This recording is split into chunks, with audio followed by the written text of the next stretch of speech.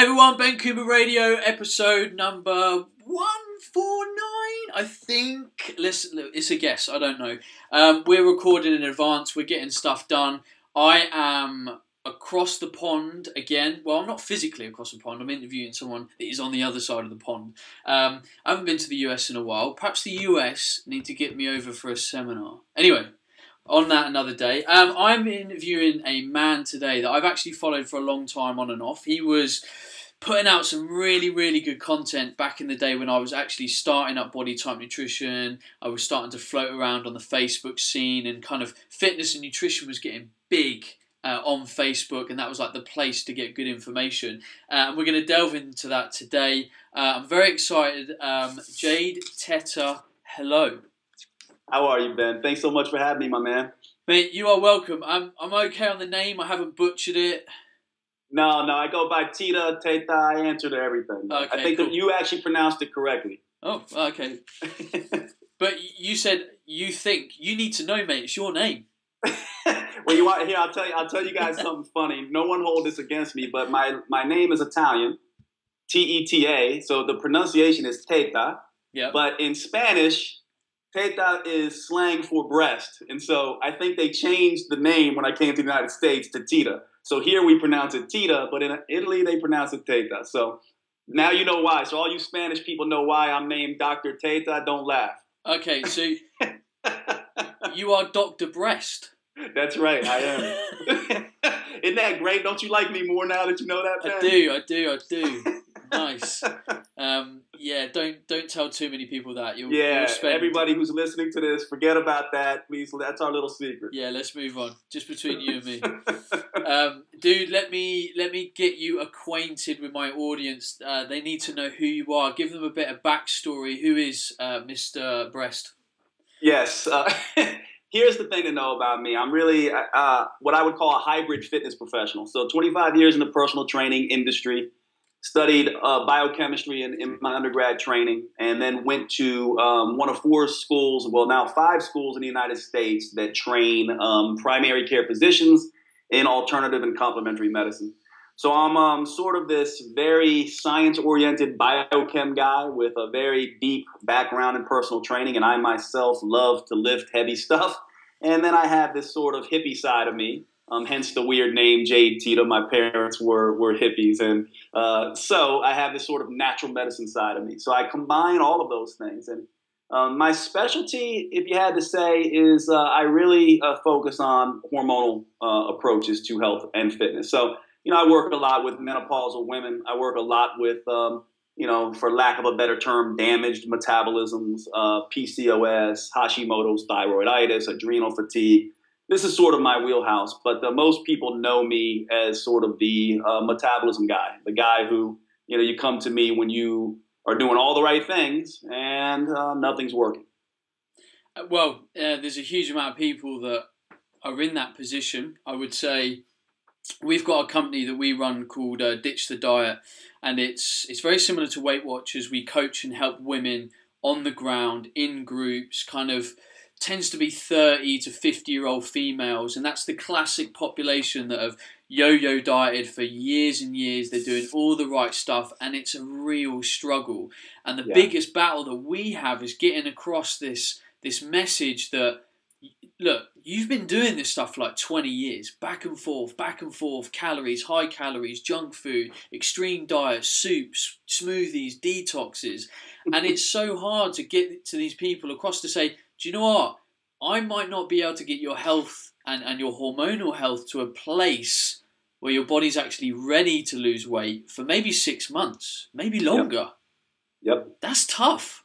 It's very tough, man. It's very tough.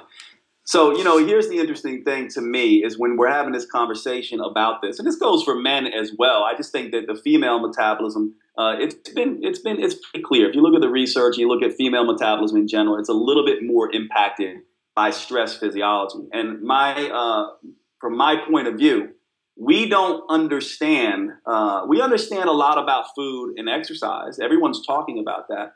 But we only understand one side of the equation from food and exercise. And so when we talk about metabolism, and I'm excited to hear that you're doing the same kind of stuff, when you talk about metabolism, you really need to understand how these things work and where you should start the conversation. So, for example, there's a lot that you and I, guys like you and I, love to read, right? We get on and we read all this high-end stuff, and I have my nose in the research constantly. And I know a lot of your listeners and a lot of my followers also like that high-end stuff.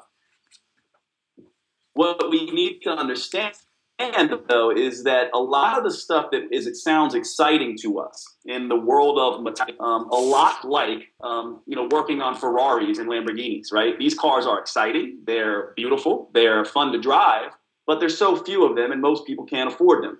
And why are you going to spend your time focusing on those things when the Hondas and the Fords and those kinds of cars are really where you should stay? So this analogy that I'm trying to get people to understand is that when we're having this conversation about metabolism, most people are getting confused because they keep studying the high-end stuff, keto diets and all this high-end biochemistry and all that kind of stuff, and forget that for someone just coming off the couch or just getting introduced to this, it's sort of a different conversation we have to have. And I think that's what you were sort of alluding to there about these people who have tried everything, right?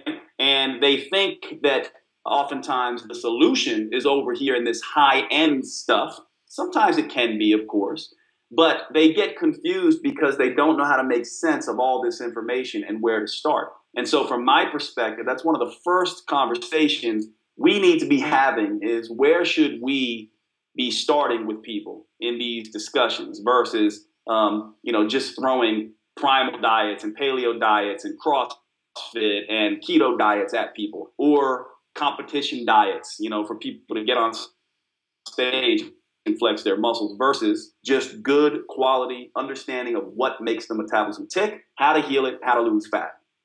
Okay, I'm already taking my podcast on a tangent, standard. So let's say I've got a group of, one of our groups of women. There's 25 women in a room. They're all sitting there. We've been talking about calories a bit and food quality and stress. Where would you start when you're getting these questions like, I'm doing all that, I can't lose weight, I'm not sure what's up? How do you start to layer the information or the process, and how do you package that into a timeline for these women that are, are metabolically, we'll call it deranged, maybe. Damage is probably the wrong word. Dysregulation. Yeah. I think the first place we have to start is to realize that we're psychologically deranged and damaged. And I don't mean they are. I mean, I am. I mean, you are. I mean, the whole industry, this whole conversation is. I would say that you and I are leading the conversation in this regard out of this derangement. But here's what I mean by that. We think it starts with, food and exercise. It's really the way we think about metabolism that has us doing things all wrong. In other words, we still think this idea, that very statement that you made, which I know you made it because your clients and my clients tell me this all the time. Hey, Ben, Jade, I'm doing everything right and nothing is happening.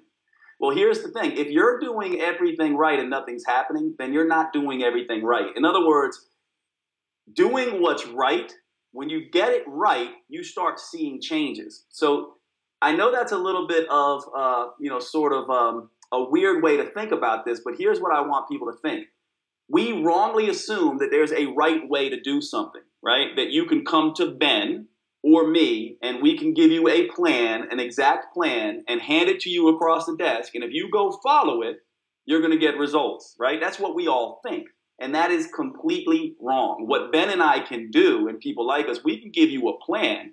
And Ben, you jump in here and let me know if you disagree with me or not. But I'll tell you exactly what's going to happen. I'm going to give 100 of these women a plan, the exact same plan. And guess what's going to happen? About 30% are going to love me. They're going to be like, Jade, you are a genius. This plan looks great. Works wonderful. Another 30% are going to be in a situation where they're like, I'm not really seeing anything. Maybe I'm seeing some changes, maybe I'm not. And another 30% may actually get worse and gain fat. And they're going to yell and scream at me and think I'm an idiot. And this is the fact of the matter that we're in. There's nothing linear or predictable about weight loss and the metabolism. We are each different. So finding what's right, we have to change our psychology around finding what's right for us. And so that plan, here's where I would start. You take this plan that Ben gave you, or I gave you, or any one of your other gurus gave you, or a book that you read. You read it, you use what you can from that, and then you discard the rest. In other words, you see if it works, you go on this journey, you tweak, you adjust, you find out what's working for you, and then you discard the rest and move on, right? That's how this works. And this to me is like any other, if you and I, Ben, were going to learn to play an instrument, right? Or learn a new language, there's not a linear path to learning these things. We have to practice, yes. There's some general rules. We have to learn the notes. We have to learn some things, but that path is going to be very different for each person. You might pick it up more quickly. It may take me some time. You might like the wind instruments. I might like the violin. We all need to understand that our metabolisms are different. Our psychology is different. Our personal preferences are different, and we need to honor that. Here's one other thing I'll say, and I'm sorry I'm talking so much, but here's another thing I'll say about this, is that one of the major issues and one of the major benefits of doing this, the major issue is eventually, let's say you're in that 30%, right, that it works for you. It's not going to keep working for you. That's another rule about the metabolism. It won't keep working. So don't you want to learn a way to, when it stops working, find another way that works? So I hope all that makes sense, but just to repeat, the major thing that I would start with these women is to help them break this psychological trap that there is one way to do things, that there's one place to start. First, they need to change this belief system about how diet and exercise work to begin with. Okay, so we've done that. One of the core philosophies we have as part of the company is ditch the diet. So there's the mentality that straight away we go in and say there's no one diet, no one way to do things. So we've kind of done that. We've gone in, and these women are now starting to look at the actual nuts and bolts of metabolic repair and health. For me, I would say we've already clicked on the primary things, but I want to package it in a way that people know what to kind of do with this information. We need to look at where the metabolism is calorically, where it is, whether it's in the floor or it's actually at maintenance where they need to be. Yep. So we need to try and look at repairing that and getting it back to where it should be. And then hormonally, likely looking from a stress perspective, because we know how stress and adrenal health leads into thyroid metabolism, estrogen metabolism, etc. Yes. So package a nuts and bolts approach on the hormonal and calorie side for me, because I know they're both really important. Yeah, so let's make it really simple without getting into the biochemistry of this. So the first thing we said is you got to change your mentality. If you want to smash some biochem in there, go for it. I'll throw some of that in too then for you guys, because I know you guys are a little bit more advanced. But here's the first thing I'd say with this. I would say that, okay, so we got the first part taken care of. You got this base plan. So don't see it as rules. See it as guidelines. You got this base plan, right? Well, guidelines are meant to be bent. So how do you know when to bend is what you're essentially saying. Well, here's what we need to understand, and what I think Ben was saying, what I think you're saying, Ben, is there's two things required, right, for fat loss. There is calorie deficits that need to be sustained if you want to lose fat. And there's also hormonal balance.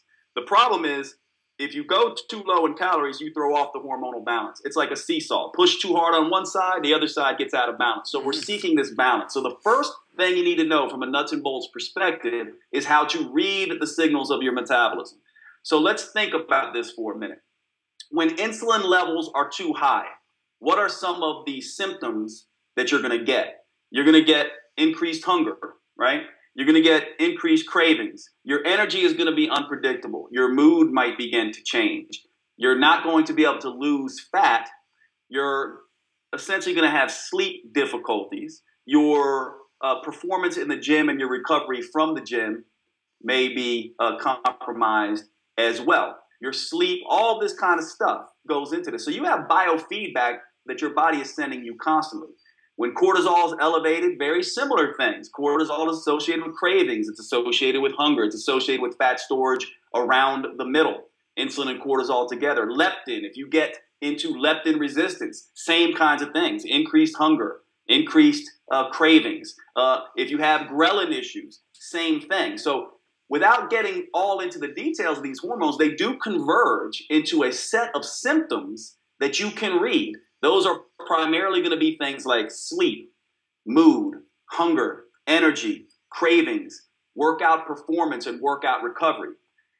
Once you start realizing that every single time you eat and every single time you exercise, you are changing hormones and they are responsible for why you are hungry or having binges and cravings later, now you have your first nuts and bolts clue, like you say. Now you can start dialing back and saying, wait a second, this 16-hour fast that I just did, where I had butter in my coffee and this and that, my friend did wonderful on this. She says, or he says, that it keeps them so stable and they have high energy and they crush their workouts. But when I do it, my sleep goes off. My energy goes in the toilet. I have zero motivation to work out. That's a clue to you that you are off your path, despite whatever works for your friend.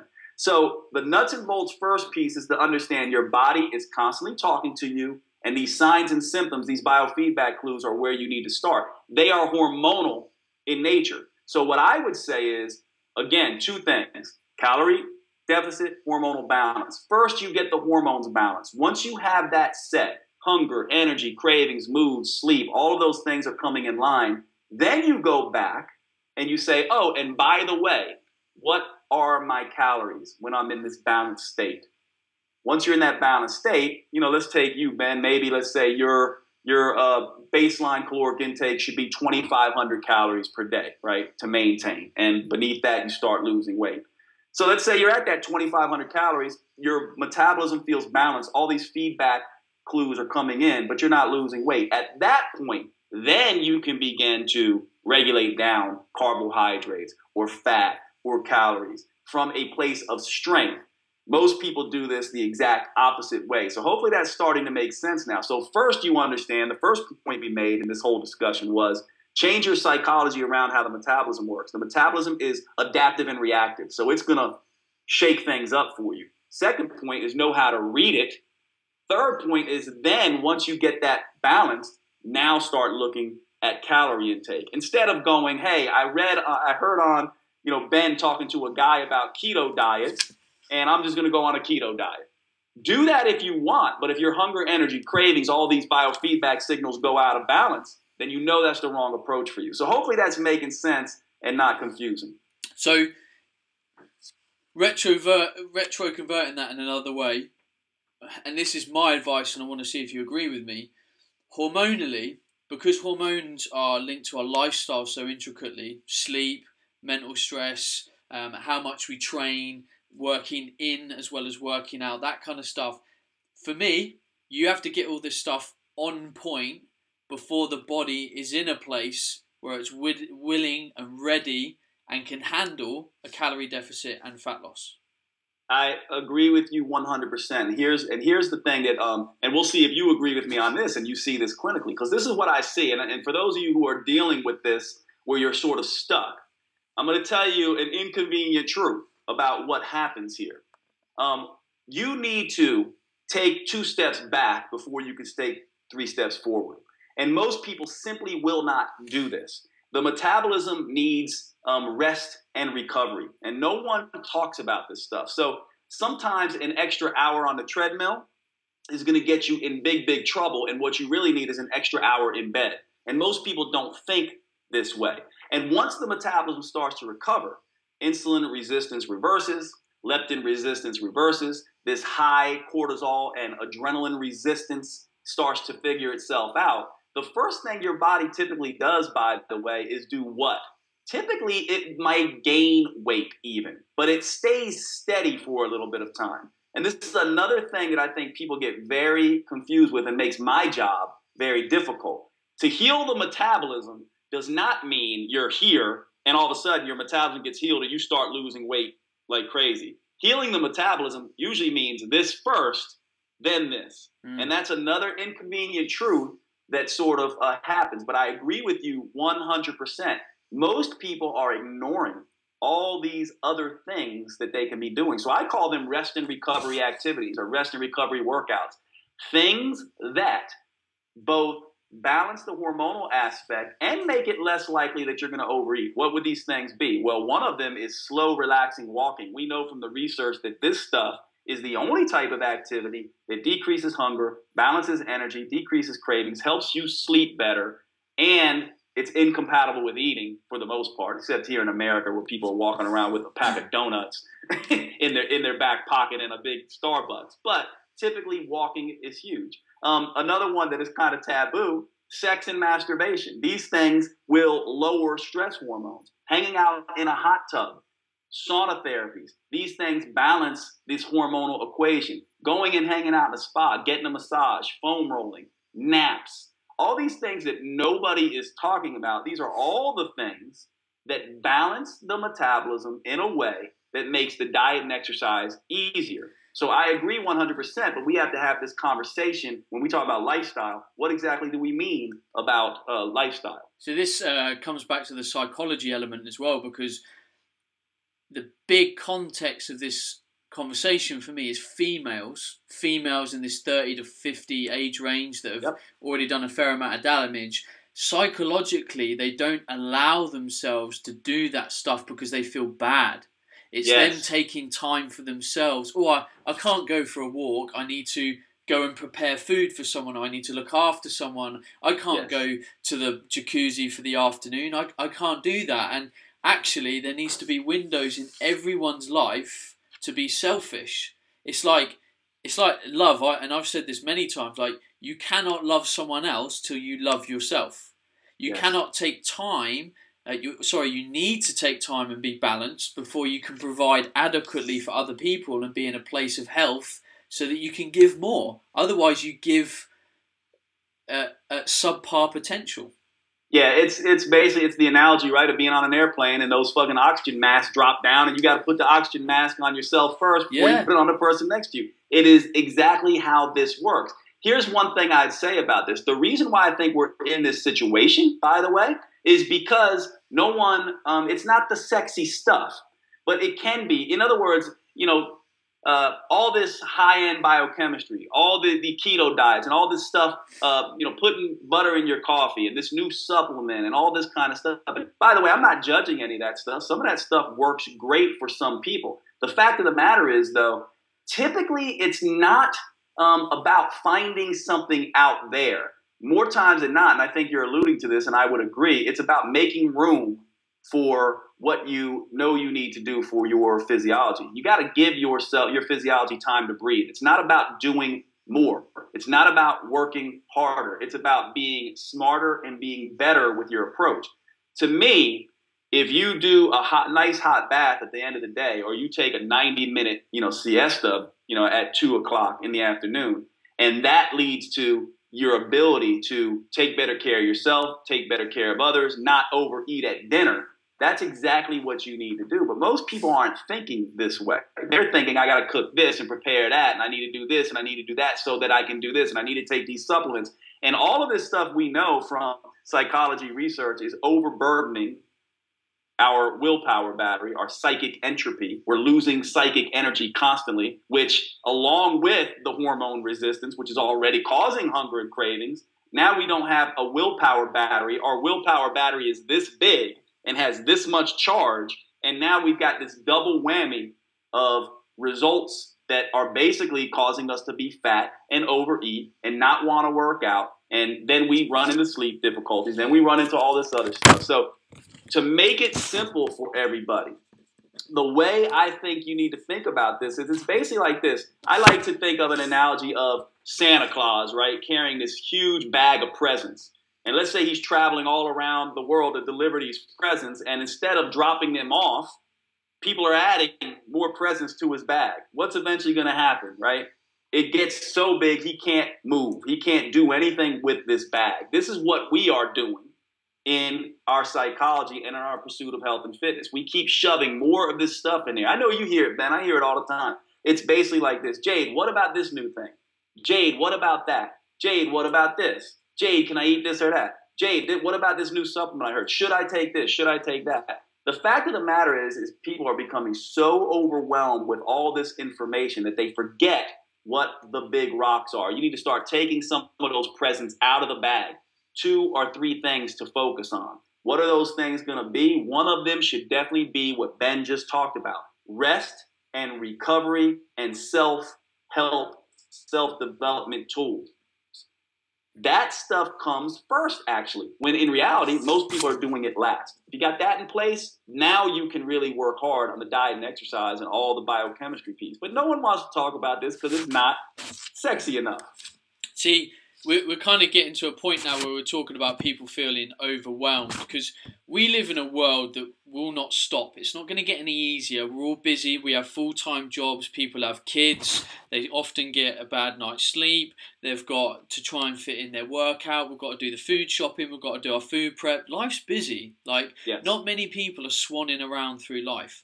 But you touched on a point of willpower. And I think that's an incredibly important point, because the more complicated life is, I think you mentioned the kind of willpower battery, the smaller your charge is in the battery. Now, I myself at times can suffer from what I call decision-making fatigue.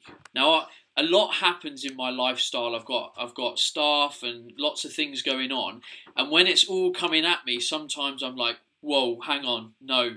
And my brain hurts and I feel mentally tired, which makes me not want to work out, which makes me think and question my diet, because I just don't have the mental energy to do it.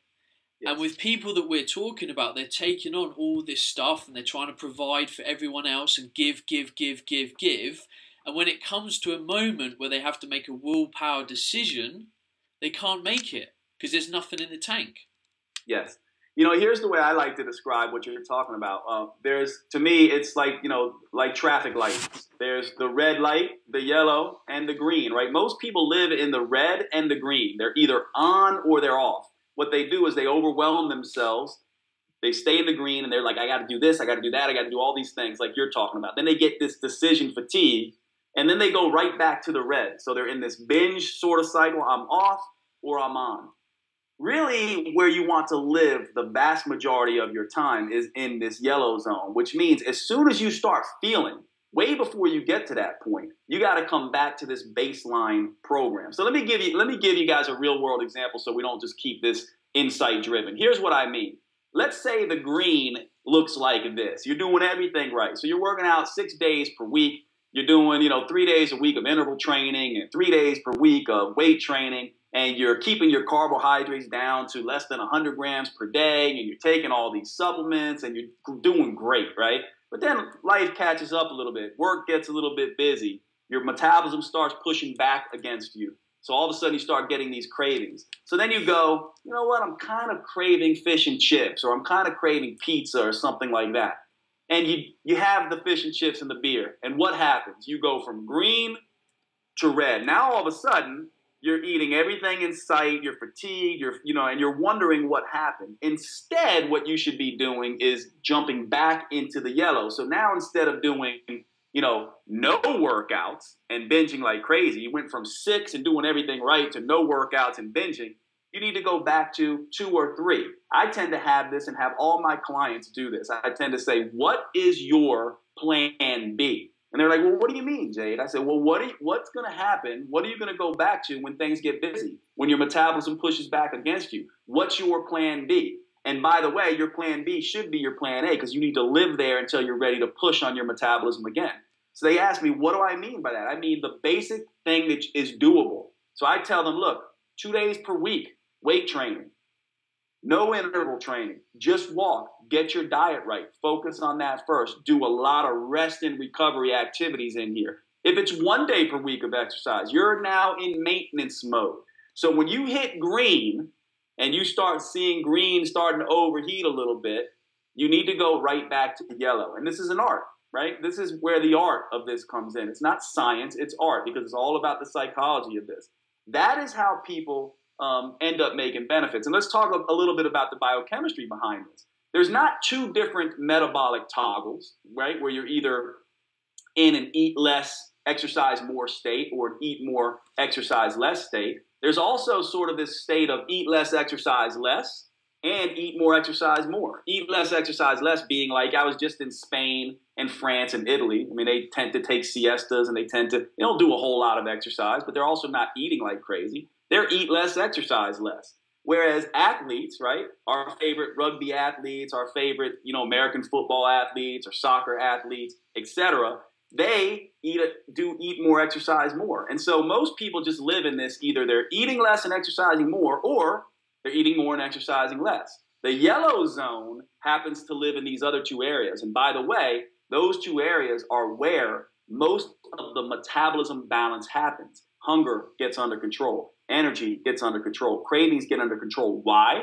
Because insulin resistance is being reversed because there's not too much food and there's not too much stress. Leptin resistance is being reversed. Cortisol excess is being reversed in this yellow zone. And so what we want to be thinking about is, what is our yellow zone, in a sense? I hope that makes sense to everybody, but that's really how you keep the metabolism from getting damaged in the first place. Because it's all well and good to get to a point where you're like, all right, let's get back to get the metabolism working. But most people then run themselves into the ground again. So we need this plan B, this place where we live for 2 to 3 weeks, and then a week to 10 days where we push pretty hard. And I'll bet you, Ben, I just want to ask you, like, for you, when you get to this state, how long does it typically take where you're like, I'm doing great, Jade, I'm doing all the things I need to do, and then I hit this wall? How long typically? That, for me now, is very hard to hit that point if I'm simply eating enough. Yeah. I find as soon as I don't eat enough or don't get a good enough night's sleep, I'll feel like I hit the wall really quickly. Yep. So last 2 days, didn't sleep as well due to some issues with my hay fever.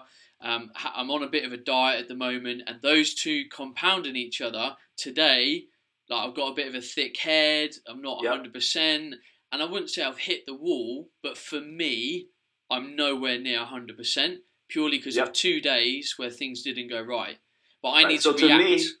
To me, it's then that's exactly what happens to all of us, right? So what Ben's describing for all of us happens to me, and it probably happens to you listeners as well. So now what I would say is we need to go back into that yellow zone. So rather than Ben trying to push into his diet even further, he takes a step back. He goes 3 or 4 days into this sort of balanced plan B.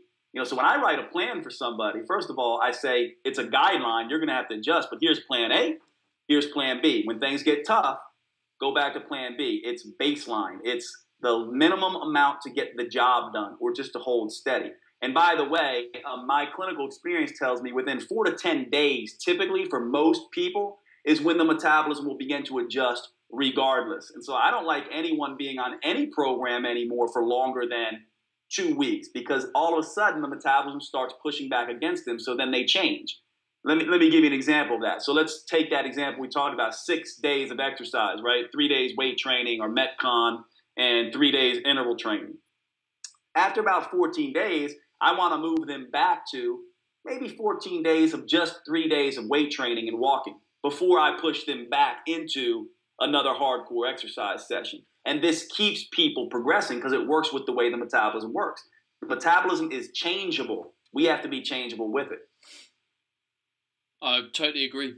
And this is also why I think a supportive environment is key, and B, a coach is also key, because when you get into when you're on a roll and you're making some progress, you're losing some body fat, you're getting fitter, you're feeling good, when you hit a little bit of a wall, you want to keep up momentum. It's human psychology to go, no, it's kind of weak for me to say, no, I'm going to keep doing 5-6 days a week training. I'm going to keep to my calorie deficit. And you're right.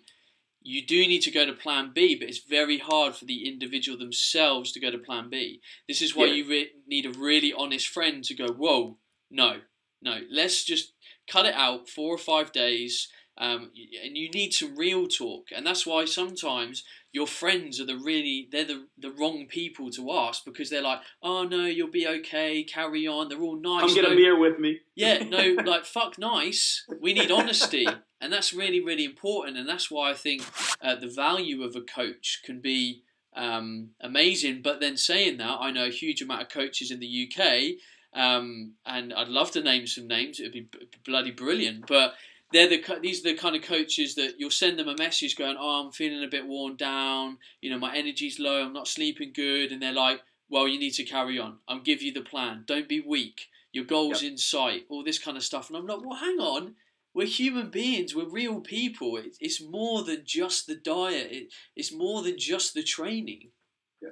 Ben, that's what I love about your approach. And I think one of the things I'll point out to the people who are listening, Ben's a guy who's practiced this, right? I mean, he knows this stuff. He's practiced. So have I. And guess what he just told us, right? He's basically telling us, hey, I hit the wall.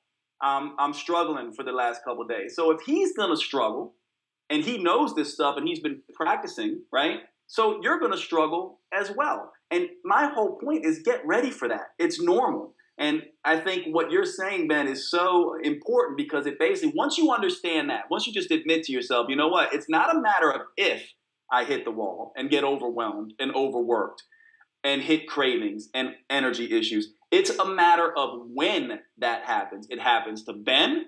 It happens to Jade. It happens to everybody. The reason why Ben can get back on track so quick and I can get back on track so quick simply has to do with the fact that we are practiced at it, but it always happens. So in other words, I don't know about you, Ben, you could tell me, but for me, I expect it and I learn to deal with it. I know that it's going to happen. I expect it. I deal with it. It helps me get back on track. Most people, I think, just ignore it. They're just like, well, when it happens and if it happens, it will happen. I just try to plug through.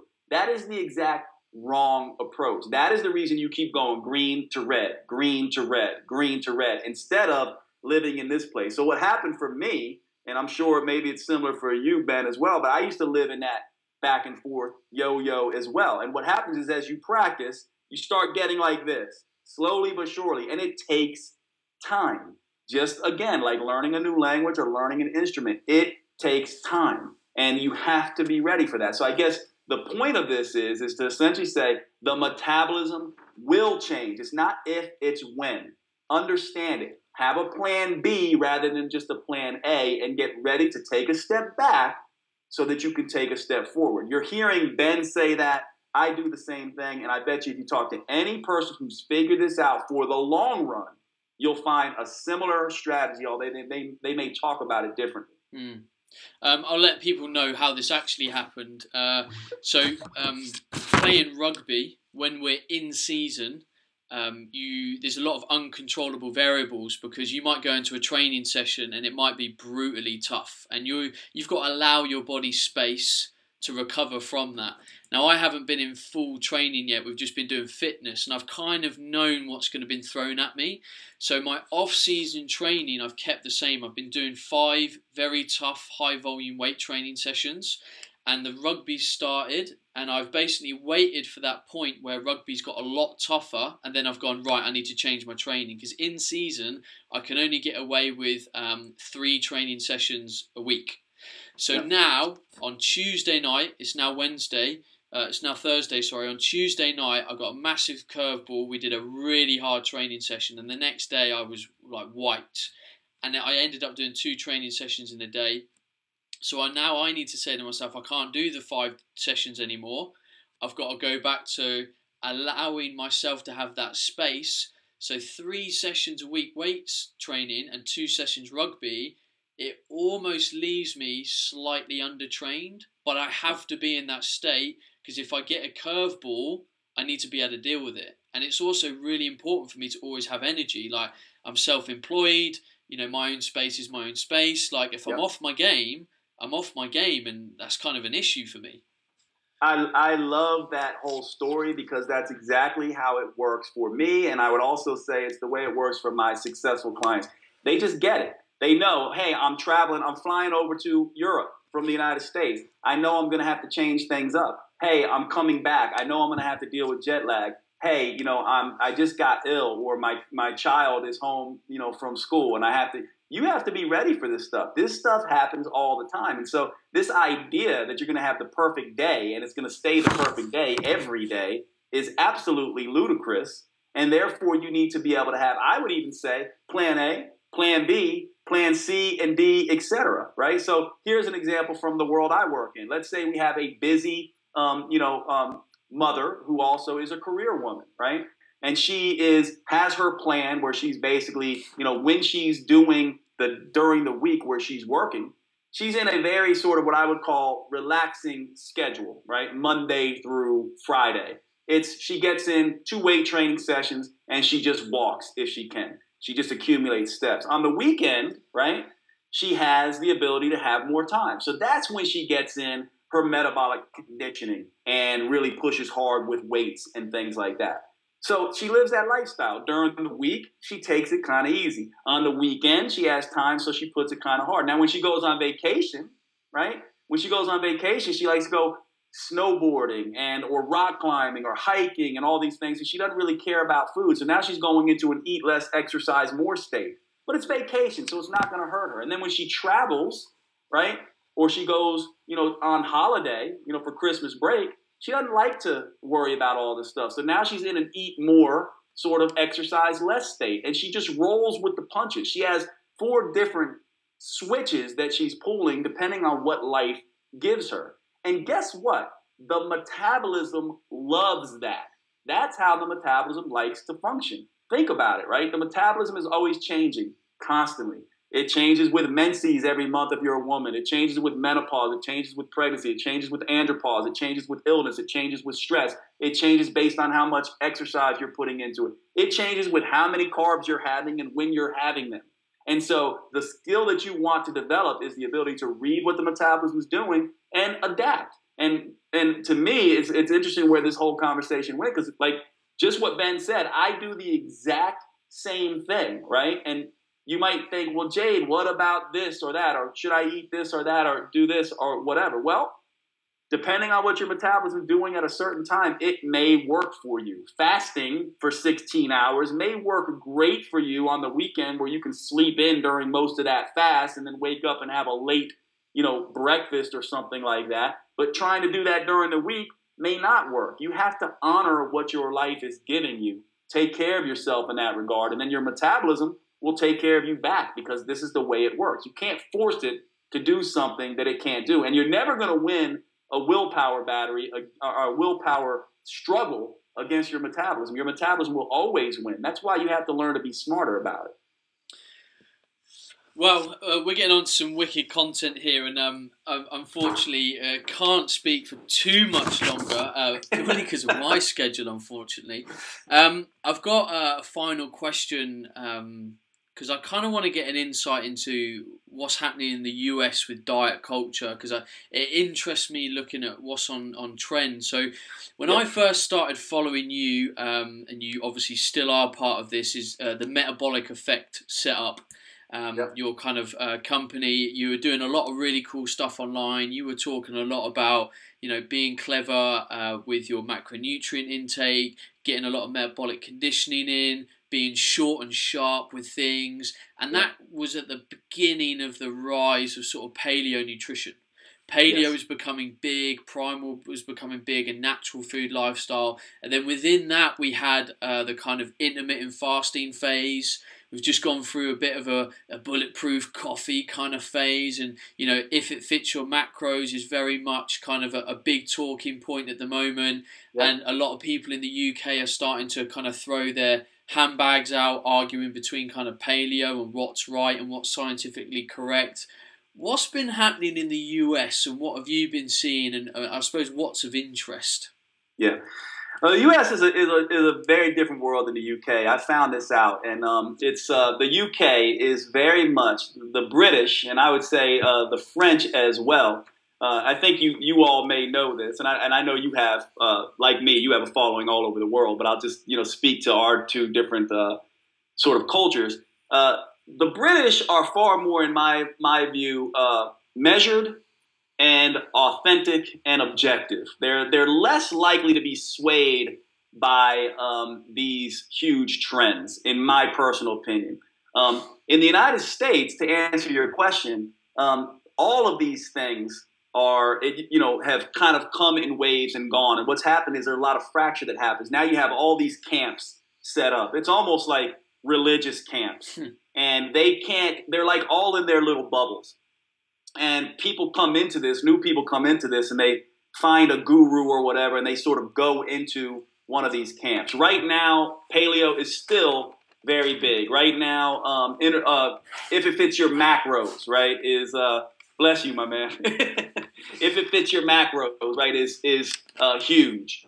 all of these things. But here's the trend. So that's the trend. The trend is essentially this, that every new shiny object that comes along, Americans in the U.S. will jump on it. I mean, honestly, man, I think you and I should just start. We should just make up something. I don't know, make up anything. You found this new weed from, off the coast of Britain, and it's gonna, it will, burn fat like crazy. You should take this and only eat this twice a day, and fast like crazy. And people jump on it. And you and I could probably make a strong guru argument why people would do this. Well, Americans are so susceptible to this, it drives me crazy. That's what's going on. They are jumping from place to place to place to place. I think a little bit less, more so rather than the UK. The UK seems far more measured, far less likely to, far more eyes wide open when it comes to the marketing stuff. Now, that being said, to me, where I'd like to see the trend go, and I am starting to see some of this change, but I do think it's changing in your part of the world before it is in our part of the world, because of the less biased, more measured approach, and because, honestly, people like you who are kind of talking what you're talking. And that is this idea of finding your own path. I mean, obviously, Metabolic Effect, my company, the acronym for that company is ME, meaning me, meaning all about you. And I've been waiting patiently for 12 years now for this movement to catch on and for people to start finding their own path. And I think it is starting to catch on, but it's just at the beginning. Right now, if you had to say what the movement is in the United States, it's any new shiny thing out there people will jump on.